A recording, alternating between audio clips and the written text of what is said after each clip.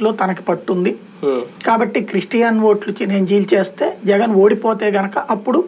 మా భార్యాభర్తల బలం ఏంటో తనకు తెలుసుద్ది తనకు రుచి చూపించాలి అనుకుంటున్నాడు అందుకోసం ఏది చాలా ప్రెషర్ చేసుకుంటూ వస్తే ఆ చెల్లెలు మాత్రం నాన్న పట్ల ప్రేమ ఉంది నాన్నతో నేను గొడవ పెట్టుకోను అంది అంత బలం ఉండి క్రిస్టియన్ ఓట్లు అంత చీల్చేసే శక్తి ఉంటే కాంగ్రెస్ లో చేయడం ఎందుకు వాళ్ళ ఆ పార్టీ అనేది ఎక్కడ కంటిన్యూ చేయలేదు పేరు మార్చి ఏదో కంటిన్యూ చేసుకుంటే అయిపోయేది సొంతంగా ఆయన ఊహ ఇప్పుడు ఆ శక్తి ఉందనుకుంటే తెలంగాణలోనే గెలిచేవాళ్ళు కదా తెలంగాణలో పోటీ చేసేవాళ్ళు కదా అక్కడ కాస్త ఒక 20% ఓట్లు చీల్చుంటే ఎట్టుండేది కాబట్టి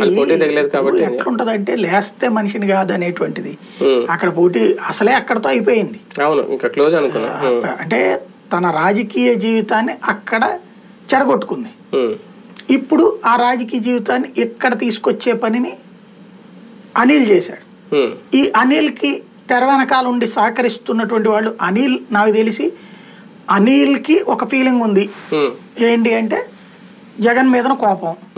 జగన్ ముఖ్యమంత్రి అయిపోయినప్పటి నుంచి మొత్తం మమ్మల్ని పెట్టుకుని పని నడిపించుకోవాలి కదా మధ్యలో వాళ్ళని పెట్టుకోవడం ఎందుకు సజ్జల్లోను విజయసాయిరెడ్లు అంతా మేము నడుపుతాం కదా అనేది అప్పుడు ఏమవుతుంది కుటుంబ పంచాయతీలు నడుస్తాయి అందుకని జగన్మోహన్ రెడ్డి రానిలేదు కాబట్టి ఆ కోపం ఉన్నటువంటి అనిల్ని రెచ్చగొట్టడంలో ఓ బీటెక్ రవి లాంటి